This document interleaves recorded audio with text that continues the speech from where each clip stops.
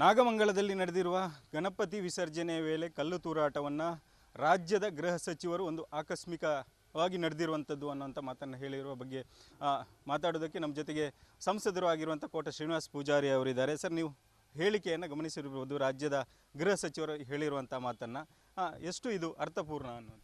ನಾನು ಪರಮೇಶ್ವರ್ ಅನ್ನುವಂಥ ಗೃಹ ಸಚಿವರ ಬಾಯಿಂದ ಇಂದ ಮಾತುಗಳನ್ನು ನಿರೀಕ್ಷೆ ಮಾಡಿರಲಿಲ್ಲ. ಪರಮೇಶ್ವರ್ ಅವರನ್ನು ನಾನು ಬಲ್ಲೆ. ಆದರೆ ಕಾಂಗ್ರೆಸ್ ಸರ್ಕಾರದ ಅನಿವಾರ್ಯ ಒತ್ತಡಕ್ಕೆ ಏನೋ ಪರಮೇಶ್ವರ್ ಅವರು ಆಕಸ್ಮಿಕ ಗಾಳಿಯಲ್ಲಿ ಕಲ್ಲು ಬಂತು ಅನ್ನುವ ರೀತಿಯಲ್ಲಿ ಮಾತಾಡ್ತಾರೆ.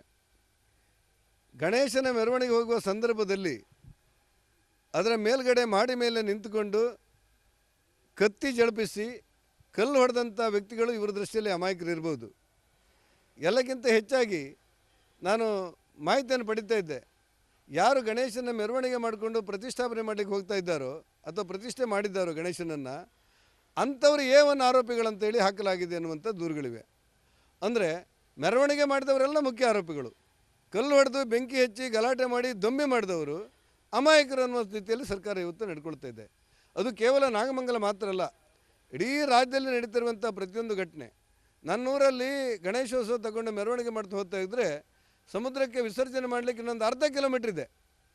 ಆ ಸಂದರ್ಭದಲ್ಲಿ ತಡೆದು ಆ ಗಣೇಶನ ಮೆರವಣಿಗೆಯ ಧ್ವನಿವರ್ಧಕವನ್ನು ಆಫ್ ಮಾಡಿ ಒಂದಿಷ್ಟು ಹಿಂಸೆ ಕೊಡ್ತಾರೆ. ಏನೂ ತೊಂದರೆ ಇಲ್ಲ, ಕಾಲು ಗಂಟೆಯಲ್ಲಿ ಮುಗಿದು ಬಿಡುತ್ತೆ. ಆದರೆ ಪೊಲೀಸರು ಒತ್ತಡ ಅಷ್ಟಿದೆ ಅಂತ ಹೇಳ್ತಾರೆ. ಕೆಳಾಧಿಕಾರಿಯವರು ಕೇಳಿದರೆ ಮೇಲಾಧಿಕಾರಿಯನ್ನು ತೋರಿಸ್ತಾ ಇದ್ದಾರೆ.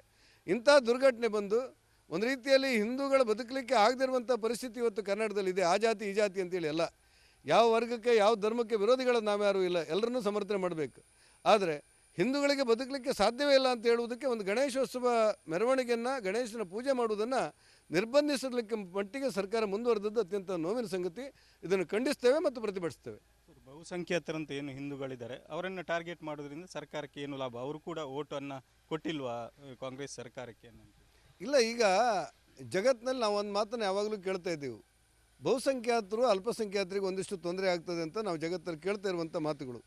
ಇವತ್ತು ಬೇರೆ ಬೇರೆ ದೇಶದಲ್ಲಿ ಅಂಥ ಘಟನೆಗಳು ನಡೀತಾ ಇದೆ. ಆದರೆ ಕರ್ನಾಟಕದಲ್ಲಿ ಹಾಗಲ್ಲ. ಅಲ್ಪಸಂಖ್ಯಾತರಿಂದ ಬಹುಸಂಖ್ಯಾತರ ಮೇಲೆ ನಿರಂತರವಾದ ದೌರ್ಜನ್ಯ ನಡೀತಾ ಇದೆ. ಬಹುಸಂಖ್ಯಾತರಿಗೆ ಬದುಕಲಿಕ್ಕೆ ಸಾಧ್ಯ ಇಲ್ಲ.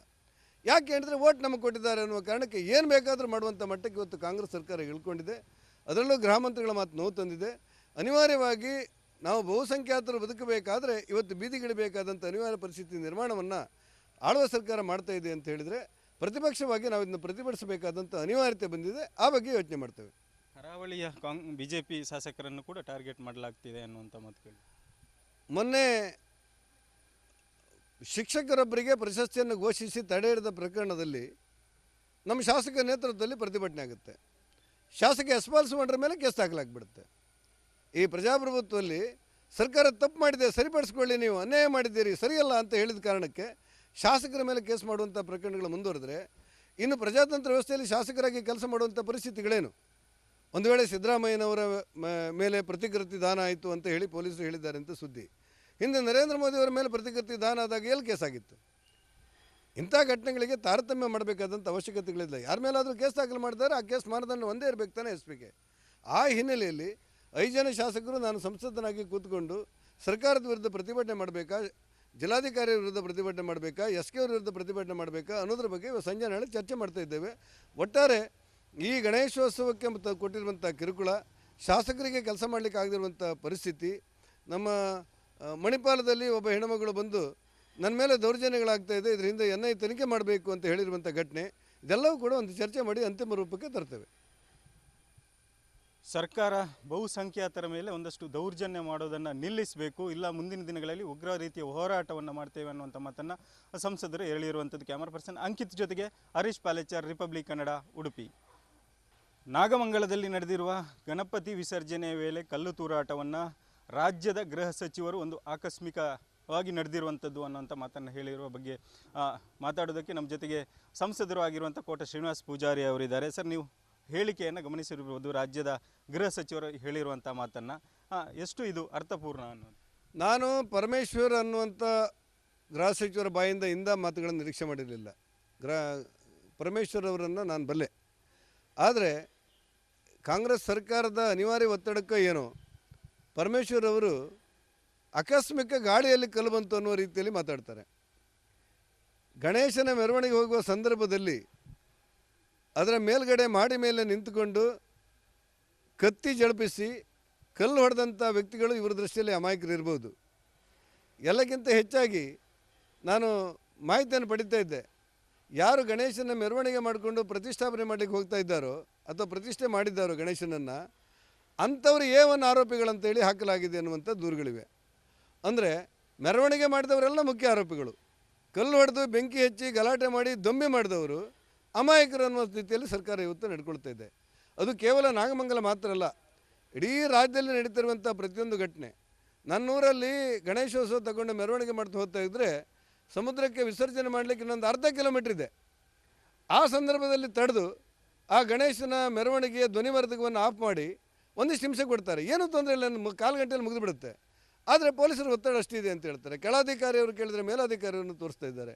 ಇಂಥ ದುರ್ಘಟನೆ ಬಂದು ಒಂದು ರೀತಿಯಲ್ಲಿ ಹಿಂದೂಗಳ ಬದುಕಲಿಕ್ಕೆ ಆಗದಿರುವಂಥ ಪರಿಸ್ಥಿತಿ ಇವತ್ತು ಕರ್ನಾಟಕದಲ್ಲಿದೆ. ಆ ಜಾತಿ ಈ ಜಾತಿ ಅಂತೇಳಿ ಅಲ್ಲ, ಯಾವ ವರ್ಗಕ್ಕೆ ಯಾವ ಧರ್ಮಕ್ಕೆ ವಿರೋಧಿಗಳು ನಾವ್ಯಾರೂ ಇಲ್ಲ, ಎಲ್ಲರನ್ನೂ ಸಮರ್ಥನೆ ಮಾಡಬೇಕು.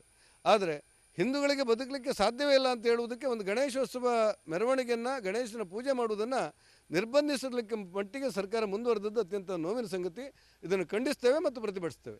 ಬಹುಸಂಖ್ಯಾತರಂತ ಏನು ಹಿಂದೂಗಳಿದ್ದಾರೆ ಅವರನ್ನು ಟಾರ್ಗೆಟ್ ಮಾಡೋದ್ರಿಂದ ಸರ್ಕಾರಕ್ಕೆ ಏನು ಲಾಭ? ಅವರು ಕೂಡ ಓಟನ್ನು ಕೊಟ್ಟಿಲ್ವಾ ಕಾಂಗ್ರೆಸ್ ಸರ್ಕಾರಕ್ಕೆ?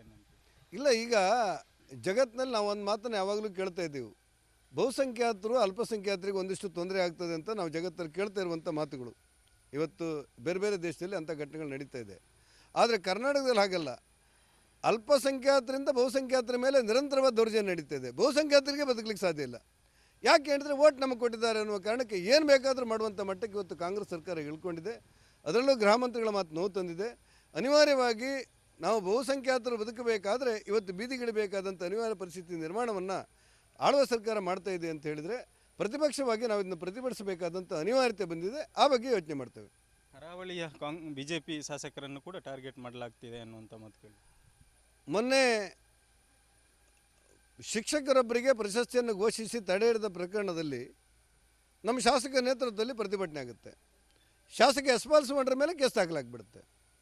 ಈ ಪ್ರಜಾಪ್ರಭುತ್ವದಲ್ಲಿ ಸರ್ಕಾರ ತಪ್ಪು ಮಾಡಿದೆ, ಸರಿಪಡಿಸ್ಕೊಳ್ಳಿ, ನೀವು ಅನ್ಯಾಯ ಮಾಡಿದ್ದೀರಿ, ಸರಿಯಲ್ಲ ಅಂತ ಹೇಳಿದ ಕಾರಣಕ್ಕೆ ಶಾಸಕರ ಮೇಲೆ ಕೇಸ್ ಮಾಡುವಂಥ ಪ್ರಕರಣಗಳು ಮುಂದುವರೆದರೆ ಇನ್ನು ಪ್ರಜಾತಂತ್ರ ವ್ಯವಸ್ಥೆಯಲ್ಲಿ ಶಾಸಕರಾಗಿ ಕೆಲಸ ಮಾಡುವಂಥ ಪರಿಸ್ಥಿತಿಗಳೇನು?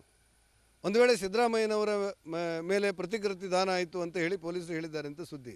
ಹಿಂದೆ ನರೇಂದ್ರ ಮೋದಿಯವರ ಮೇಲೆ ಪ್ರತಿಕೃತಿ ದಾನ ಆದಾಗ ಎಲ್ಲಿ ಕೇಸ್ ಆಗಿತ್ತು? ಇಂಥ ಘಟನೆಗಳಿಗೆ ತಾರತಮ್ಯ ಮಾಡಬೇಕಾದಂಥ ಅವಶ್ಯಕತೆಗಳಿಲ್ಲ. ಯಾರ ಮೇಲಾದರೂ ಕೇಸ್ ದಾಖಲು ಮಾಡಿದ್ದಾರೆ, ಆ ಕೇಸ್ ಮಾನದಂಡ ಒಂದೇ ಇರಬೇಕು ತಾನೇ ಎಸ್ಪಿಗೆ. ಆ ಹಿನ್ನೆಲೆಯಲ್ಲಿ 5 ಜನ ಶಾಸಕರು ನಾನು ಸಂಸದನಾಗಿ ಕೂತ್ಕೊಂಡು ಸರ್ಕಾರದ ವಿರುದ್ಧ ಪ್ರತಿಭಟನೆ ಮಾಡಬೇಕಾ, ಜಿಲ್ಲಾಧಿಕಾರಿ ವಿರುದ್ಧ ಪ್ರತಿಭಟನೆ ಮಾಡಬೇಕಾ, SK ಅವ್ರ ವಿರುದ್ಧ ಪ್ರತಿಭಟನೆ ಮಾಡಬೇಕಾ ಅನ್ನೋದ್ರ ಬಗ್ಗೆ ಸಂಜೆ ನಾಳೆ ಚರ್ಚೆ ಮಾಡ್ತಾ ಇದ್ದೇವೆ. ಒಟ್ಟಾರೆ ಈ ಗಣೇಶೋತ್ಸವಕ್ಕೆ ಕೊಟ್ಟಿರುವಂಥ ಕಿರುಕುಳ, ಶಾಸಕರಿಗೆ ಕೆಲಸ ಮಾಡಲಿಕ್ಕೆ ಆಗದಿರುವಂಥ ಪರಿಸ್ಥಿತಿ, ನಮ್ಮ ಮಣಿಪಾಲದಲ್ಲಿ ಒಬ್ಬ ಹೆಣ್ಣುಮಗಳು ಬಂದು ನನ್ನ ಮೇಲೆ ದೌರ್ಜನ್ಯಗಳಾಗ್ತಾ ಇದೆ, ಇದರಿಂದ NIA ತನಿಖೆ ಮಾಡಬೇಕು ಅಂತ ಹೇಳಿರುವಂಥ ಘಟನೆ, ಇದೆಲ್ಲವೂ ಕೂಡ ಒಂದು ಚರ್ಚೆ ಮಾಡಿ ಅಂತಿಮ ರೂಪಕ್ಕೆ ತರ್ತೇವೆ. ಸರ್ಕಾರ ಬಹುಸಂಖ್ಯಾತರ ಮೇಲೆ ಒಂದಷ್ಟು ದೌರ್ಜನ್ಯ ಮಾಡೋದನ್ನು ನಿಲ್ಲಿಸಬೇಕು, ಇಲ್ಲ ಮುಂದಿನ ದಿನಗಳಲ್ಲಿ ಉಗ್ರ ರೀತಿಯ ಹೋರಾಟವನ್ನು ಮಾಡ್ತೇವೆ ಅನ್ನುವಂಥ ಮಾತನ್ನು ಸಂಸದರು ಹೇಳಿರುವಂಥದ್ದು. ಕ್ಯಾಮರಾ ಪರ್ಸನ್ ಅಂಕಿತ್ ಜೊತೆಗೆ ಹರೀಶ್ ಪಾಲೇಚಾರ್, ರಿಪಬ್ಲಿಕ್ ಕನ್ನಡ, ಉಡುಪಿ.